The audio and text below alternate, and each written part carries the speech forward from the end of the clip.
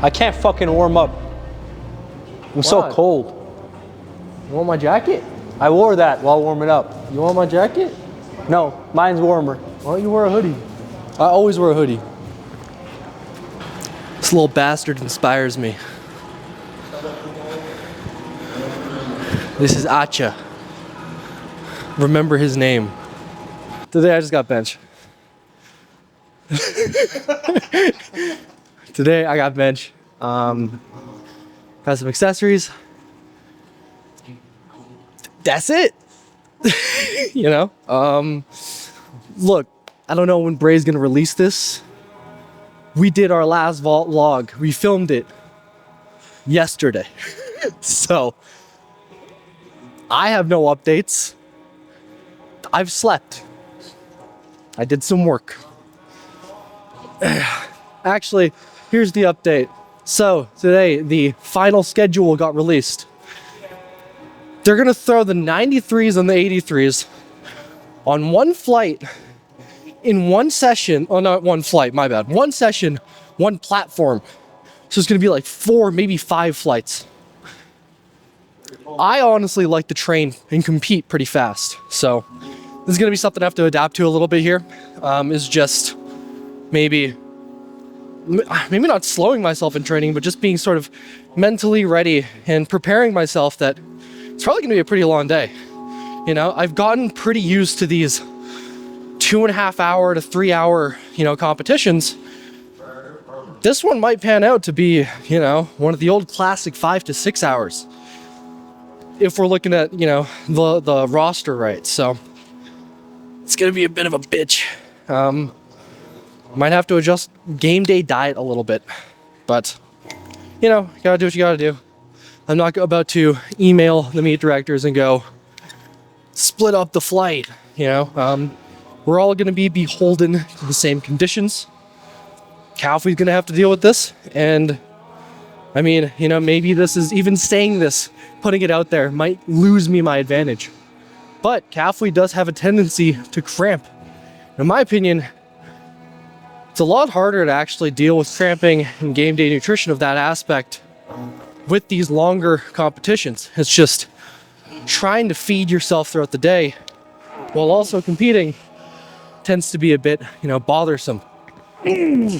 So maybe the silver lining is that this will benefit me, or maybe not benefit me, but it will hamper him more than it'll hurt me. We'll see.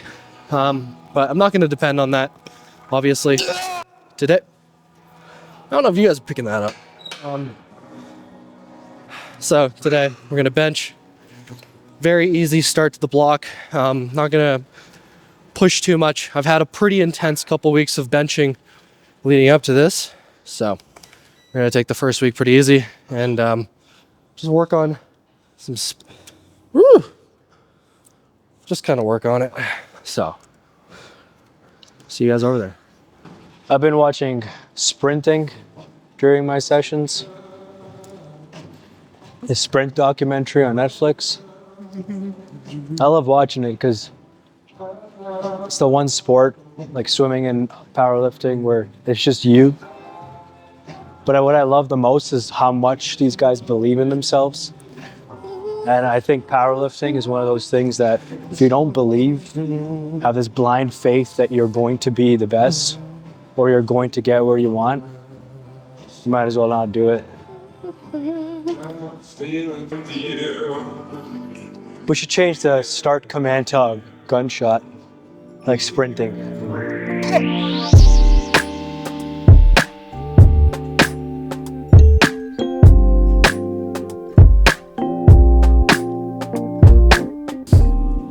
Like anyone that's just putting their very destructible, very important device on the part where the heavy bar drops, I'm judging your IQ. I think that people don't appreciate things as fully as they should anymore. And I mean, I can really delve that into like some boomer bullshit, but I'm not going to. I think it is just you take things for granted until they're broken. I mean, phones are so ubiquitous with modern life to the point that, they've started to become sort of these teeming boxes of overconsumption, and they take up so much of your time and yada yada. But you're probably watching this through a phone. I know I watch everything through my phone. Go ahead, man. And there's a beauty in the phone, right? There's a sort of magic wherein I think that people forget that phones and social media and everything, there's the social aspect that I find so brilliant and so valuable and so magical. And yeah, of course, if you just use your phone for mindless reel consumption, TikTok doom scrolling, you're probably going to view it as something lesser than it is. But, and this is something that I try to be very conscious of, and I actually try to make an effort of, if you use your phone for connecting with people, either on the sort of more vapid level even of creating content, whatever that may be, or on a more personal level of actually trying to develop relationships and friendships and things that are perhaps a bit more meaningful, then I think something like a phone can be a portal to humanity that we otherwise wouldn't have access to. And I think that disregarding and possibly even destroying that portal and severing that connection to your fellow man, how tragic, how distraught could that be? So I protect my phone because it has all my friends on it.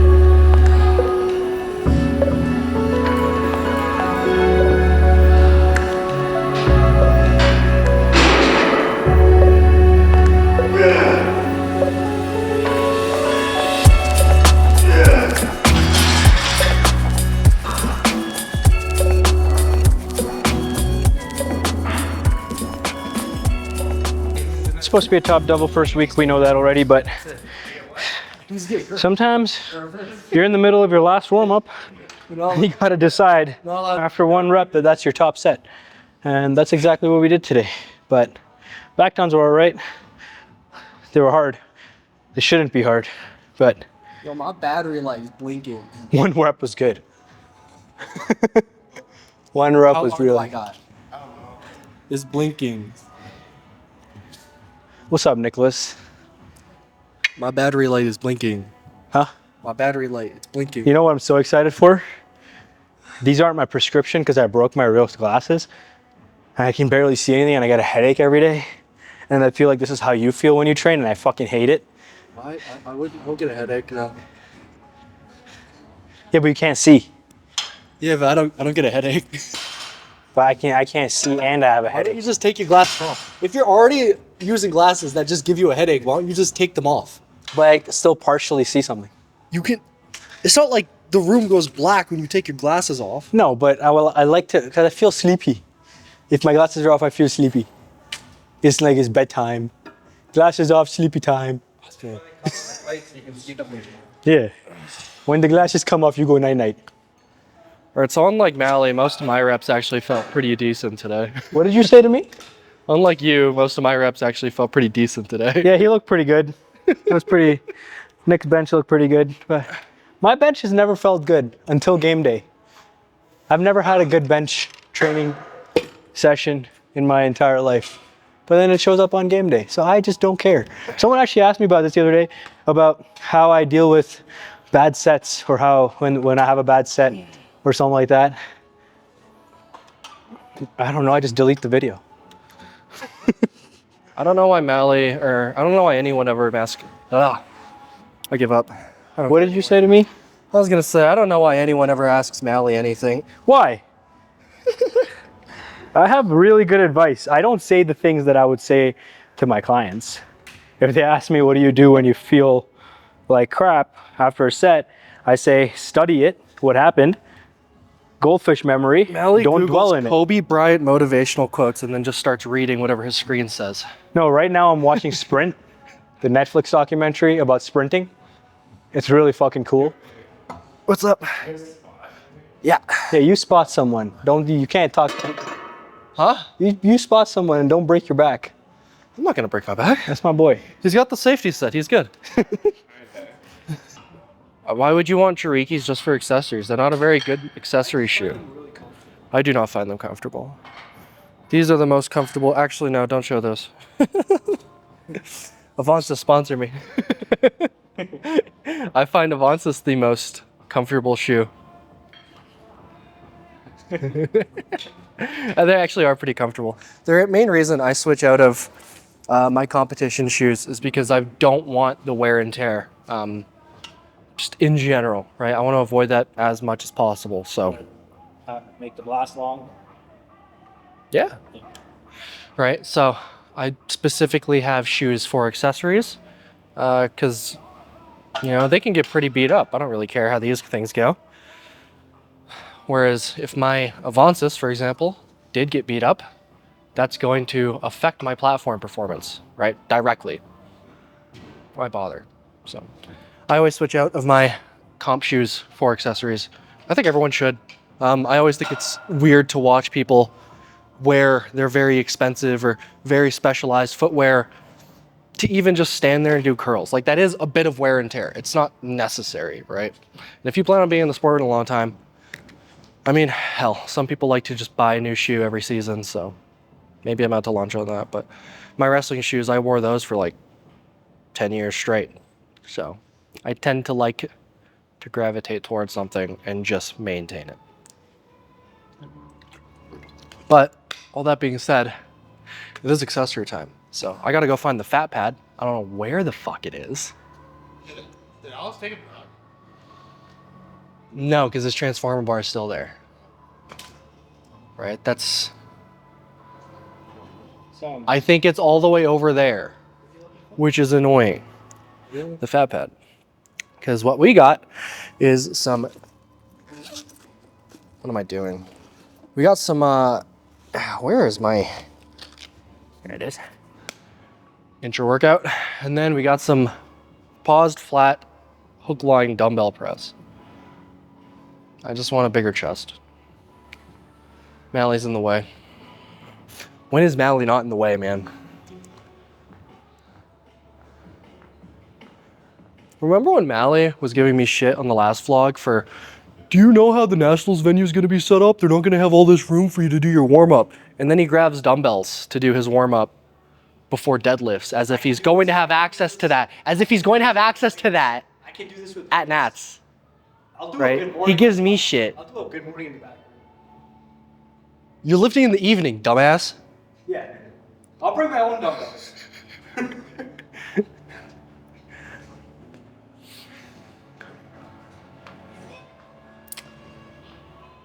I don't want to have to lift the fucking fat pad. These things are weirdly heavy, and King's is very claustrophobic, so there's not a ton of room. I worked a warehouse job for all of 2 days. when I was 17. And this reminds me of that. Maybe. I don't remember very vividly because I worked it for 2 days. Because basically, even back then, I really, truly, deeply cared about powerlifting.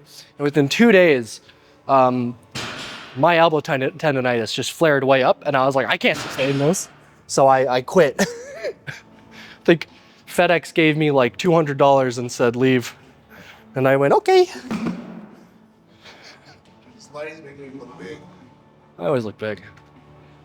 I always look, actually don't film that.